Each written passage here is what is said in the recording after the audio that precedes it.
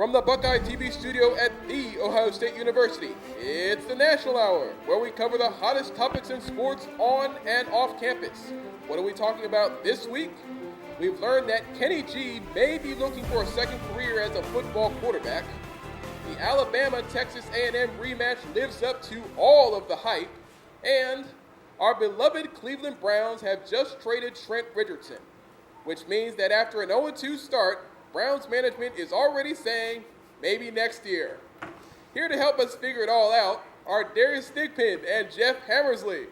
And it's great to have you folks joining us here on the National Hour. I'm Darius Thigpen. And I'm Jeffrey Hammersley. And this is the National Hour. We're going to get into some of the NFL stories later, starting off with Ohio State football, of course. And Ohio State went out to the West Coast, took on the Cal Golden Bears up in Berkeley. And the Buckeyes did work offensively, winning the game 52-34. Jeff, first career start for Kenny Guiton, and Kenny G balled out. I was just surprised with the whole Kenny Guiton thing. I came into the show last week thinking, this could be a trap game, potential upset alert, and then he opens up with like a 95-yard touchdown. You just sit there and go, there's really nothing to talk about there. It's like jaw dropped. I was at home watching it. I was just surprised, and I'm just looking at the TV screen. It's Kenny Guiton going long distance. That's like Johnny Manziel's touchdown. It's just, how is he a backup right now? But Braxton Miller's in front. It just shows us how much depth's at Ohio State at quarterback and really how good Guiton really is, especially his first career start on the road in Berkeley. Like you said, it was a very impressive start. He goes out, and with the crowd behind him, it was about 60% Ohio State fans there. That was a lot of Scarlet. That was like a home game of sort. I for a road game, you won't see that in Michigan, but Cal, it's like the whole entire one of the end zones is just decked out in scarlet and gray. I'm like, is what really? Fans travel that well? Yeah, and out to California, no less. A long way to go for Buckeye fans. And Kenny Guiton got off to a hot start, like you said, hitting that 90-yard touchdown to Devin Smith early on in the game. And overall, Guiton 21 of 32, 276 yards, 4 touchdowns, and he ran for 92 yards. I mean, you don't miss a whole lot putting in Kenny Guiton behind Braxton Miller. Absolutely not. The 21 for 32, 276, and 4 touchdowns, that's by itself is phenomenal. It's one of these points where you're looking forward. If something does happen to Miller, you have a guy that can throw 4 touchdowns on the road. And if I'm a head coach like Pat Fitzgerald at Northwestern, I sit there going, if Braxton goes down, Kenny Guiton is just as good. And Kenny Guiton is better running that option, that read option. Oh, yeah. That every time they did the options, he read it right every single time. It was perfect every single time, except for like the one time with the fumble. But that's understandable. But it's just one of these things where you're looking at and you're just going, this guy is too good to have him sit down. Well, one of the big criticisms that a lot of us at SGSR had of Kenny Guiton's game was that he doesn't have the big arm. He can't throw downfield. He doesn't have the long range. Well, didn't he prove us wrong with the first touchdown of the game? And you look at Devin Smith's stat lines, 3 catches, 149 yards, 2 touchdowns. Jeff, a lot of explosive plays from Kenny Guiton. It's like NCAA football 14 for like the PlayStation or Xbox. I mean, he just heaves it down there, touchdown, read options, touchdowns, more passes, touchdowns. Looking at like Devin Smith, 3 catches, 149 yards off the chest. This is not like 8 or 9 catches, 3 catches, 2 of them were touchdowns. So it's really, Kenny Guiton's go-to man is Devin Smith. But looking around the team too, Jordan Hall, 30 carries, 168, 3 touchdowns. It's really whoever got the football for Ohio State against Cal, they were going places, and more often than not, it was a touchdown. Yeah, and like you said, just overall for Ohio State, it was a big offensive day. But overall for the game, it was a big offensive game. You look at Ohio State, 608 total yards. They ran for 332 of those. But Cal had a really impressive passing day too.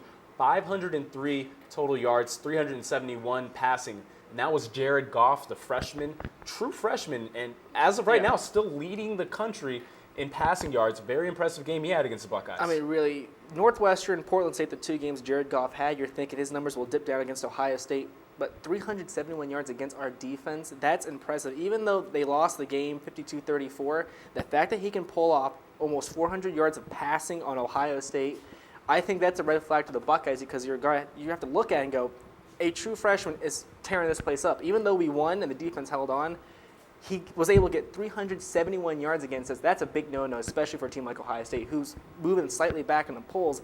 They need to have some big wins, and they got to shut down guys like Goff from having extraordinary games against them. Yeah, and you look at Ohio State's defense has been a bit of a concern.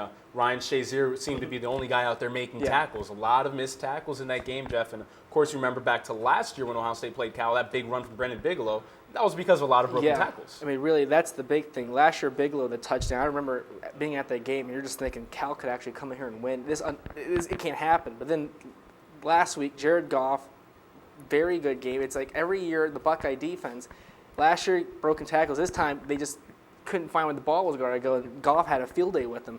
But looking at from that perspective, Ohio State doubled Cal in penalty yardage, 7 penalties, 56 yards. So first off, the defense couldn't catch Goff. Now they're getting penalties there. So it's really, this Ohio State team, there's still a long way to go before they become a really perennial power, which I think they can run for the national championship. And another big takeaway from the game, 7 penalties for 56 yards for Ohio State. Cal had 5 penalties for 28 yards. So the Buckeyes doubled up Golden Bears in penalty yardage. So one of those things that Urban Meyer's been beating into the brains of the guys that doesn't seem to be getting through right now. Penalty yardage still hurting Ohio State. I mean, the Buckeyes are still lucky they won this game big, but one of these weeks, like Northwestern or at Michigan, Purdue, maybe even Wisconsin, penalties are going to hurt you. This is non-conference play. I know Cal's lower in the Pac-12. You can get away with having penalties, but when you go at a big game like Northwestern, which is their games at homecoming at night, you need to play almost flawlessly because they will make you pay for those mistakes. Now, one final trivia little note for you.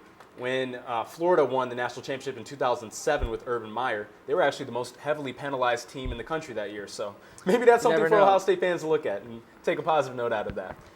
Now, coming up this week is Ohio State and FAMU, Florida A&M, and they're going to be playing at the Shoe. That is going to be noon Eastern time here in Columbus, and you can listen on Scarlet and Gray Sports Radio. We're going to have plenty of coverage on Buckeye TV and with the Lantern. And, Jeff, this is going to be a game where we're going to see a lot of guys returning. Oh, yep. We're going to see Braxton Miller come back, whether it's just for a few series, but you're going to see him back on the field. And then you're going to see Carlos Hyde in the backfield for the first time this year. Yeah, that's big for the Buckeyes. Carlos Hyde was a guy who walked in, you're thinking he's the starter. He's had such great success last year with the Buckeyes. But now you're looking at it, Jordan Hall he's shown his stripes here. This guy can lead the team in the rushing department. So it'll be very interesting to see how Carlos Hyde, does he get back in that starting position, or does Urban say, hey, Jordan Hall, he's playing lights out. Until he shuts down, Carlos is going to be sitting on the bench. But going to the Braxton Miller, Kenny Guiton kind of situation, I would think if Braxton is 100%, I would play him for a little bit at the beginning, just get him back in the swing of things, because he sat down last week and missed virtually the entire game against San Diego State. So having him in, if it's a quarter, I wouldn't play him for like a half quarter just to get a couple touchdowns up in the lead there, and then put Kenny Guiton back in, because really Braxton came in as a Heisman favorite. Try to get him some numbers to help him get back in the Heisman chase.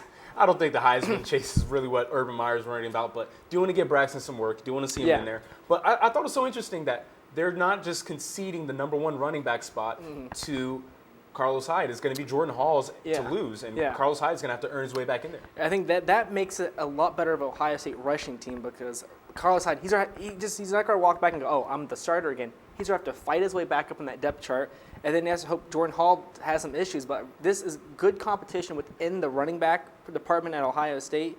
But at the same time, it's like Carlos Hyde, he was the guy that had some big scores against Wisconsin last year. It was really a workhorse for that offense.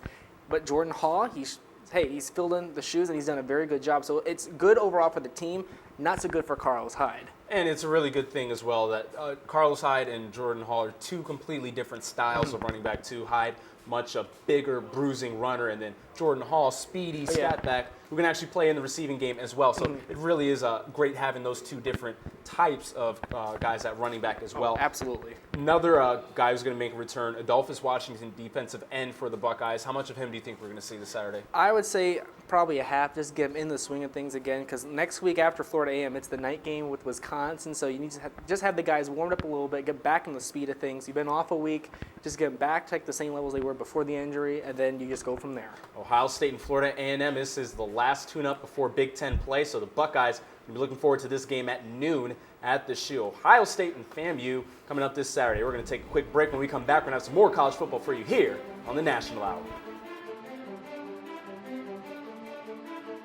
And we are back here on the National Hour. I'm Darius Thigpen. And I'm Jeffrey Hammersley. And it's great to have you folks joining us here on the National Hour. And we're going to talk a little college football for you. There was a big game, not just Ohio State, but another one in college football this past weekend. It was Alabama going to take on Texas A&M, and a big rematch of last year's game. This one went Alabama's way, winning the game 49-42. But, Jeff, it was an up and down game the whole way. Yeah, absolutely. Saying that A&M started off 14-0 lead in the first, and then Bama came, which is went on a roll, going 42-21 into third.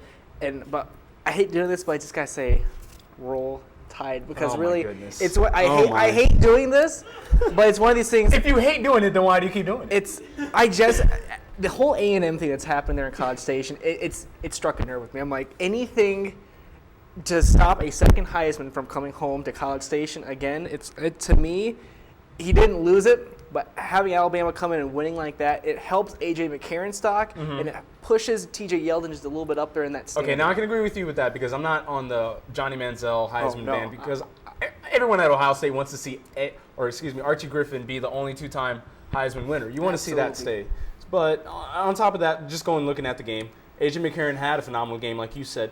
20 of 29, only missed 9 passes, 334 yards, 4 touchdowns. T.J. Yeldon ran the ball well also, 149 yards and a touchdown. But you do have to give credit to Johnny Manziel. They were down big in the third and fourth quarter, came back, and they fought back. There's a couple plays, broken plays. Manziel just scrambles in the backfield, just heaves up a throw, gets the catch. He had 2 picks, but he had 5 touchdowns against the number 1 ranked Alabama Crimson Tide at 28-39, 464, which is a school record that he now has.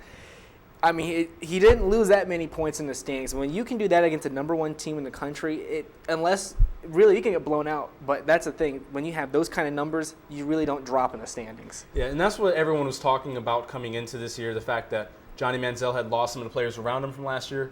But the fact that, he could still put up some big numbers, and that's what he did. It's just you saw that Texas A&M is not quite on Alabama's level this year. Absolutely not, especially with A&M jumping to that early lead at home. You're thinking they can get some more momentum and they could just really steamroll Alabama, but that wasn't the case. It's one of these things where you have the home field advantage, the crowd, everything behind you, and you squander that lead away to Alabama. I get McCarron and Yeldon were great. But Johnny Football, he was extraordinary too. But you got to, when you get those kind of leads at home, you got to close those out. But Bama coming back on that 42-21 run, huge. And that includes that fumble down in the goal line that really saved A&M in that game to bring it back to within a touchdown. Well, with Texas A&M and also Georgia, South Carolina earlier this season, we've seen some good SEC play. As far as Big Ten play, we have not seen such good Big Ten play quite to this point. And well, it was a bad weekend, Jeff, for the Big Ten. The first game we're going to talk about, Wisconsin and Arizona State. Wisconsin narrowly lost at Arizona State, 32-30, on one of the more bizarre endings to a college football game. Ref spotted the ball. Mm-hmm.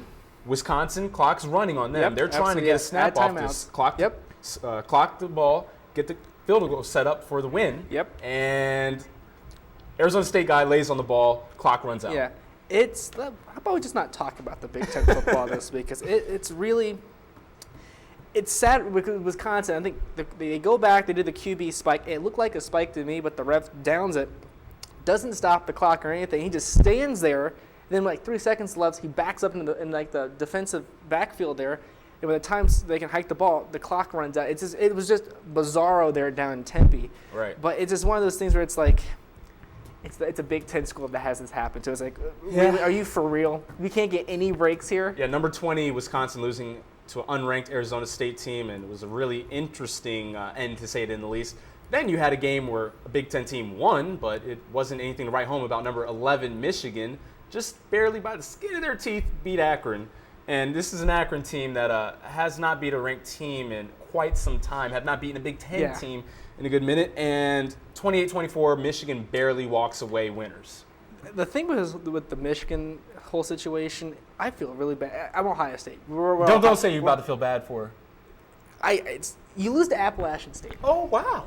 Okay. And then you had to endure 3 years of Rich Rod, where it was just like, will we go 500? And now in the situation where Brady Hoke, he finally beat Ohio State. We're thinking good things are coming. We went to a Sugar Bowl. And now we almost choked to Akron. It's one of these things where you just got, I don't want to see Michigan do terrible, but it's one of these things where you just sit there and go, it's Akron. We can blow out Cal, but Michigan can't be a team like Akron at home. They weren't traveling to Akron. This wasn't like in some special foreign place. No jet lag, no nothing. It was in the big house. They hold on by 4. And at the ending, like a no call in the end zone there and all that stuff. And Michigan, they got some big house calls, and they still almost lost the game there. I feel bad for that fan base and those students because they have to watch this entire thing unfold. If Michigan plays like this, they got to play Ohio State. It could be like a 55-14 kind of blowout kind of deal, but Michigan needs to get their act together, especially saying that they beat Notre Dame last week. It's just one of these things where you just got to go. The Big Ten it's built around Ohio State and Michigan, and now it's just Ohio State. Okay, but it's bringing everything down. But you realize that you're borderline sacrilegious right now saying it's blasphemy saying that right. You feel bad for Michigan. But look, Ohio State, this Ohio State-Michigan rivalry was not built off having an undefeated Ohio State team and like a 5-7, 5-6 Michigan team. They were both built on Woody Hayes and Schembechler having 2 great schools go against each other with Big Ten title implications, national title implications. Now you have a Michigan team that can really get through Akron. Ohio State steamrolling everybody. I miss the good old days when it was Tressel, Carr, and everything. And Michigan was always in the hunt for the Rose Bowl. They had a great quarterback. They had a great receiving core. It's one of these situations, and you just got to go, when will we get back to the good old days with Ohio State, Michigan, not the days where Brady Hoke and Rich Rod can barely beat the mid-major schools? Well, with all due respect, you must not remember the 90s with John Cooper where they were literally 2-10-1. A Michigan win away from a national championship several times. And then when they beat Michigan, they would choke to Michigan State. Remember Jermaine in the end zone? He throws it, and it gets intercepted. But the thing is, that's why I don't feel bad for Michigan fans. So it's like it happens. They're going to have their down years. They will have their down years. They had Heisman winners in Howard and Woodson, but it's one of these things where it's like we need them just as much as they need us. And right now, Michigan, they are falling apart right now because I don't want to see a team like Michigan or anybody like Wisconsin go like the Outback or Capital One Bowl. I want to see those teams in a Rose Bowl. It's one of these things where it's like if you see Michigan go to the Buffalo Wild Wings Bowl, it's just. Okay, this is not the good old days with Ohio State and Michigan. I know it's tough for me to saying it's Ohio. We're all Buckeyes here, but at the same time, it's like I wish the rivalry was as good as it was in 2006. And I do understand what you're saying. 1 versus 2, that will probably never be topped. Oh, yeah. I mean, that was just a great moment in the rivalry, and you don't get that every year. No, I was at that game, and it was just so amazing to see that this is the epitome of the rivalry. It's the way it should be. 1 versus 2. It shouldn't be a number 4 ranked Ohio State team that can move up in the standings with a big win at Michigan, but the Michigan team could be struggling and just falling apart before they even get off the ground. And it's sort of sad to see that, but at the same time, you're a Buckeye fan, you want to beat Michigan, but you win a lot. When you win against a team that loses 4 or 5 games, it diminishes the value of that victory. Well, speaking of Ohio State rivals, Nebraska in the Big Ten also lost their game this weekend, losing to UCLA, and they were actually blown out in this one, 41-21. And this is a game going into it, looked like Nebraska had really turned things around. And at the beginning of the game, Nebraska started out really well, and then things fell apart. And well, I'll tell you what, there is a guy behind us that's on the hot seat right now, Bo Pelini, head coach for the Nebraska Cornhuskers, former Ohio State player as well. He has lost that program, it feels like. The wheels on the bus, they go round and round. That's how it goes. But for Nebraska, the wheels on the bus went round and round and then just combusted and fell apart. They had like a 21-3 lead against UCLA, and you're thinking, oh, here we go, a big win. They lost last year against UCLA, and then all of a sudden, just like that, UCLA storms back and blows them out in Lincoln.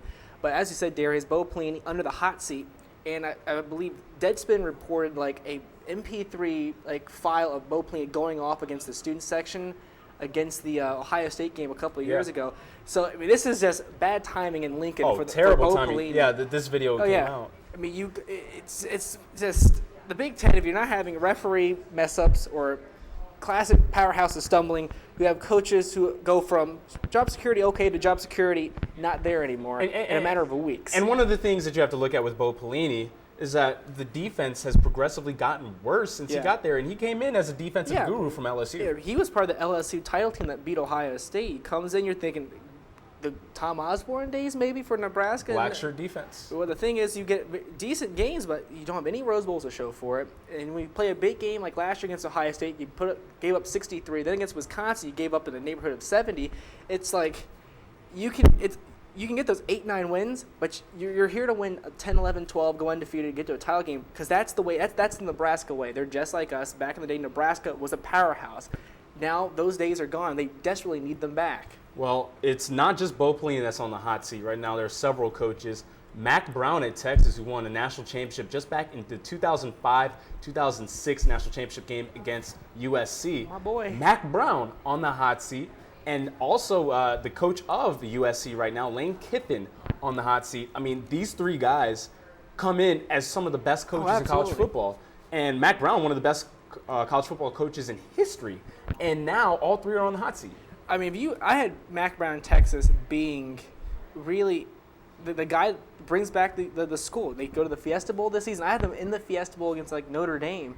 And that's out the window before the month of September ends. And I really think it's just struggles down there in Austin. You fire your defensive coordinator thinking that's the problem. Then you go out and lose again. I mean, the people in Texas, they love you for that national title, but that was then. This is now. And what have you done for me lately? And what Mac Brown has done is lose games, which is an absolute no-no at a place like Texas. So real quick, Jeff, who keeps their job the most likely out of Kiffin, Pelini, and Brown?